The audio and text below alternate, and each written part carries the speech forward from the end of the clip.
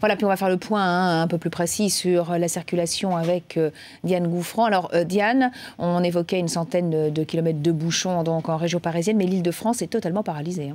Ah oui, la circulation sur toute l'Île-de-France est vraiment au ralenti. Et puis juste à côté, c'est le périphérique extérieur. Vous allez le voir, eh bien, il est quasiment à l'arrêt depuis 2 ou 3 heures. Alors ce qui est étonnant, c'est que sur ce périphérique extérieur, il y a de véritables amas de neige, alors que sur la route juste à côté, le périphérique intérieur, eh bien, ça circule plus facilement.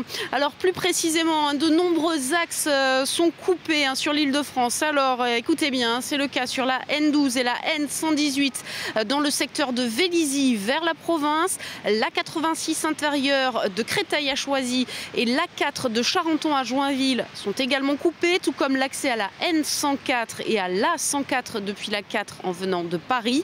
Et puis de nombreux axes sont également saturés. Je ne vais pas tous les citer, mais il y a notamment l'A10 vers Paris, l'A6A et l'A6 vers la province, la N104 dans les deux sens et l'A6 et l'A86 extérieur entre Fresnes et Saint-Maurice. Alors Bison Futé recommande formellement de ne pas prendre sa voiture ou en tout cas de limiter ses déplacements aux seules urgences. Alors apparemment ça se passe mieux en province, Diane. Oui, en province, ça se passe beaucoup mieux qu'en Île-de-France. Mais attention, ça coince un petit peu vers l'ouest, notamment dans l'Orne et dans l'Eure-et-Loire, qui n'est pas très loin de l'Île-de-France, où les poids lourds n'ont plus le droit de circuler sur certains axes. Et puis dans le nord, la circulation est également perturbée dans l'Aisne à cause de brouillard givrant. Attention sur l'A4 et sur l'A26. Il y a eu des accidents impliquant des poids lourds.